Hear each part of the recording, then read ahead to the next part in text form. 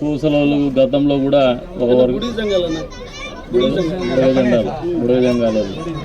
బుడగ జంగాలకు ప్లానింగ్ చెందినటువంటి కుటుంబాలంతా కూడా తెలుగుదేశం పార్టీలో జరుగుతున్నటువంటి సందర్భంగా ఏర్పాటు చేసినటువంటి కార్యక్రమానికి అధ్యక్షత వహించినటువంటి పెద్దలు గౌరవనీయులు మాజీ సింగిల్ విండో అధ్యక్షులు రామచంద్ర నాయుడు గారికి, అదే రంగా సోదరుడు చిన్న గారికి, మండల పార్టీ కన్వీనర్ చెన్నకేశ్వరులు గారికి, అదే రకంగా వేదిక మీద ఉన్నటువంటి ఇతరత్ర నాయకులకి, విచ్చేసినటువంటి తెలుగుదేశం పార్టీ కుటుంబ సభ్యులకి అందరికి కూడా పేరు పేరు నమస్కారాలు.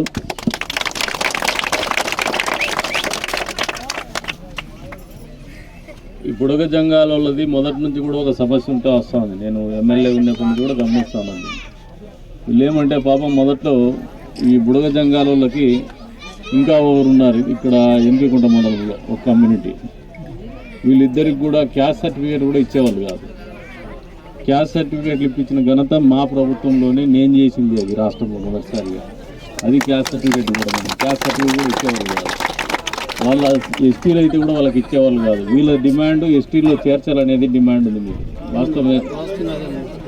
ఖచ్చితంగా మొన్న చంద్రబాబు నాయుడు గారు ఎన్నికల దీంట్లో భాగంగా ఎస్సీ ఎస్టీలని చేర్చడం అనేది కేంద్ర ప్రభుత్వ పరిధిలో ఉన్నటువంటి ఆలోచన ఇది. కాకపోతే మా వంతుగా అధికారంలోకి వస్తే బుడగ జంగాలోళ్ళు నివసించేటువంటి వాళ్ళ పద్ధతులు కానీ వాళ్ళ జీవన విధానం కానీ ఖచ్చితంగా వాళ్ళు ఎస్టీల్లో ఉండడానికి అర్హులు అనేది మా అందరి కూడా మా పార్టీ యొక్క ఆలోచన కూడా ఉంది. కాబట్టి ప్రభుత్వం వచ్చిన తర్వాత బుడగ జంగాలని ఎస్టీలో చేర్చడానికి తెలుగుదేశం పార్టీ అధికారంలోకి వస్తానే దాన్ని పూర్తి స్థాయిలో రికమెండ్ చేసి కేంద్ర ప్రభుత్వంతో కూడా ఎన్డీఏ పార్టీలో ఉన్నాం, ఎన్డీఏ కూటమిలో ఉన్నాం కాబట్టి, బీజేపీ పార్టీతో ఉంది కాబట్టి. ఇప్పుడు ఎస్సీలో ఉన్నారా మీరు? అది ఖచ్చితంగా మళ్ళీ పునరుద్ధరించాలని చెప్పేసి చంద్రబాబు నాయుడు గారు పలుసార్లు ప్రకటనలు కూడా చేసినారు. ఎన్నికల ప్రచారంలో భాగంగా ఆ వంతు కార్యక్రమం తెలుగుదేశం ప్రభుత్వం ఏర్పడిన తర్వాత ఖచ్చితంగా ఆచరిస్తాం. రెండో సమస్య ఏమంటే చాలామంది ఎప్పుడు కూడా ఇక్కడికి వస్తూ ఉంటారు, మీరు వెళ్ళిపోతూ ఉంటారు.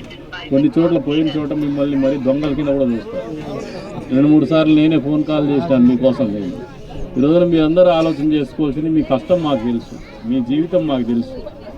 మీరు ఏదైతే అడుగుతారో నేను ఇక్కడికి వచ్చిన తర్వాత వీళ్ళు డేరాల్లో ఉంటారు, చాలామంది టెంపరీ కొట్టాలు వేసుకుంటారు.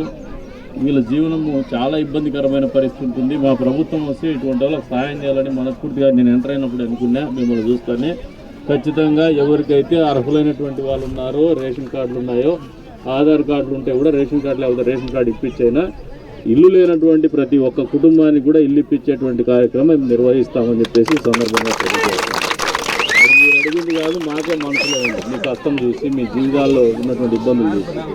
రెండోది, హిందూ శ్మశాన వాటిక అనేది అన్ని చోట్ల కూడా ఇబ్బందికరమైనటువంటి పరిస్థితులు ఉన్నాయి. ఈవెన్ కదిరి పట్టణంలో కూడా ఆ రకమైనటువంటి ఇబ్బందులు ఉంటే మొన్నటికి మొన్న చంద్రబాబు నాయుడు గారు కదిరి సమావేశానికి ఎన్నికల ప్రచారంలో భాగంగా ప్రజాగలం కార్యక్రమంలో వచ్చినప్పుడు కూడా ఆయనతోనే చెప్పించినాము, కదిరికి హిందూ శ్మశాన వాటిక, అద్భుతమైనటువంటి హిందూ శ్మశాన వాటిక ఇప్పిస్తామని చెప్పేసి. ఏ స్థాయిలో అయితే కదిరికి హిందూ శ్మశాన వాటికి కేటాయిస్తామో ఖచ్చితంగా బ్రాహ్మణపల్లికి కాదు అన్ని గ్రామాలకు కూడా హిందూ శ్మశాన వాటికలు ఖచ్చితంగా ఏర్పాటు చేస్తాము ప్రతి మండలంలో కూడా అనేది మా ఆలోచన. ఖచ్చితంగా చేసి తీరుతామని చెప్పేసి కూడా ఈ సందర్భంగా తెలియజేస్తామని. హిందూ శ్మశాన వాటిక మళ్ళీ ప్రత్యేకంగా బుడగ జంగాలలో ఏమన్నా మీరు ఆలోచన ఉంది? మీకు సపరేట్ ఖచ్చితంగా 1 ఎకరం స్థలం ఎక్కడైనా కేటాయించి మీకు శ్మశాన వాటికి ఏర్పాటు చేసే బాధ్యత వ్యక్తిగతంగా నేనే హామీ ఇస్తాను, ఏర్పాటు కూడా చేపిస్తాను. వచ్చే ఎన్నికల్లో మీరు చాలామంది చర్చలకు పోయినప్పుడు జగన్మోహన్ రెడ్డినో వైఎస్ఆర్సీ పార్టీని చూసి ఈయన క్రిస్టియన్ అనే ఆలోచనతో చేస్తున్నారు. ఆయన క్రిస్టియన్గా అవునో కాదో దేవునికి తెలియదు, రెడ్డి అవునో కాదో కూడా దేవునికి తెలియదు, ఆయన మాలోళ్ళో కాదో కూడా దేవునికి తెలియదు. అంటే ప్రజలను మభ్యపెట్టేకి ఆయన కులానికి తెలియకుండా మతాన్ని తెలియకుండా కులాన్ని వాడుతున్నాడు అనేది వాస్తవం. రాష్ట్ర అభివృద్ధి కానీ ఊరు అభివృద్ధి కానీ ఆలోచన వచ్చినప్పుడు మీరు కులం, మతం, బంధుత్వాలు చూడొద్దని చెప్పేసి మిమ్మల్ని చెప్తాను. ఎందుకంటే ఇదందరూ మన ప్రాథమిక హక్కుల్ని, మన జీవితాలని మార్చేటువంటి ప్రక్రియ. కాబట్టి ఎక్కడో ఉండే జగన్మోహన్ రెడ్డి మీకు కష్టం వస్తే పక్క ఊర్లలో మిమ్మల్ని పోలీసు వాళ్ళు పట్టుకుంటే నేను ఫోన్లు చేసిన, జగన్మోహన్ రెడ్డి చేయడు, చంద్రబాబు చేయడు.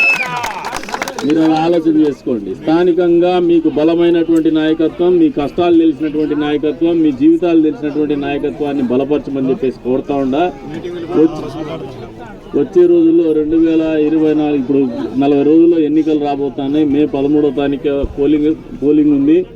మీరు ఆ ఊర్లోకి పోయినా పోలింగ్ కంటే 3 రోజులు ముందే వచ్చి మీ ఓటర్ కార్డు వెరిఫై చేసుకోండి, మీ ఓట్లను వెరిఫై చేసుకోండి. ఏదైనా ఇబ్బందులు ఉంటే మా ఆఫీసును కూడా సంప్రదించండి. చిన్న నువ్వు దగ్గర ఉండి మీరు అందరూ చూసుకోండి. ఇది ప్రతి ఒక్కరు కూడా తెలుగుదేశం పార్టీలో చేరడమే కాదు, తెలుగుదేశం పార్టీకి ఇంకా ఎవరైనటువంటి రానటువంటి వాళ్ళు ఉంటే వాళ్ళ ఓట్లు కూడా సైకిల్ గుర్తుకు వేయించి ఈ ఎన్నికల్లో తెలుగుదేశం పార్టీ అభ్యర్థిగా నన్ను గెలిపించాలా, అదే రకంగా ఎంపీ అభ్యర్థిగా బీజేపీ